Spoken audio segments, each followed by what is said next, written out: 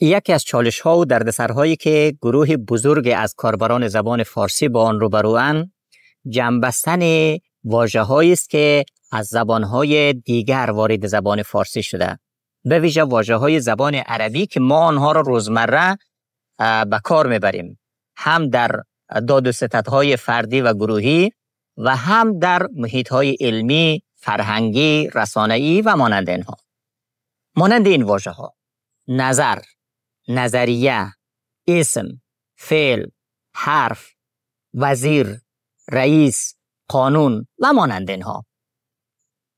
به خاطری که شکل‌های بسیاری از این جمع‌ها با همدیگر بسیار تفاوت دارند.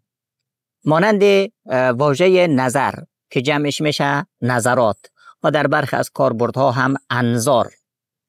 جمع نظریه میشه نظریات، قانون قوانین، رئیس رؤسا، وزیر وزرا، اسم اسما، فعل افعال، حرف حروف. شما میبینید که این جمع‌ها در بیشتر موارد هر کدام شکل خاص خود داره و این دردسرساز است برای کاربران زبان فارسی، به ویژه آنهایی که دانش بسیار پیشرفته ندارند.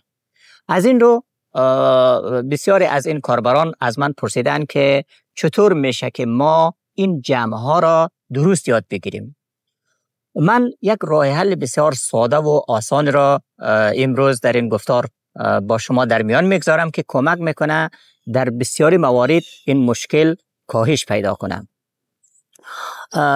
راه حل اینه که هرگاه شما واژه‌ای را از زبان دیگر یا حتی از خود فارسی مطمئن نباشین که جمعش چی میشه، راه آسانش اینه که با ها که نشانه جمع فارسی است جمع ببندید. یعنی در آخر هر واژه مفرد یا تکنما یا یکنما شما یک نشانه ها را اضافه کنید. با افزودن نشانه ها شما اون واژه را جمع میبندید. دیگر نیازی نیست که شما دنبال جمع های این واژه ها در زبانی که شما خیلی آشنایی ندارید بگردید. راه آسان همینه که هر واژه را که شما شک داشته باشید که جمعش چی میشه، فقط با افزودن ها میشه اون واژه را جمع ببندید و هیچ گونه دردسر، هیچ گونه ایرادی بر شما وارد نخواهد شد.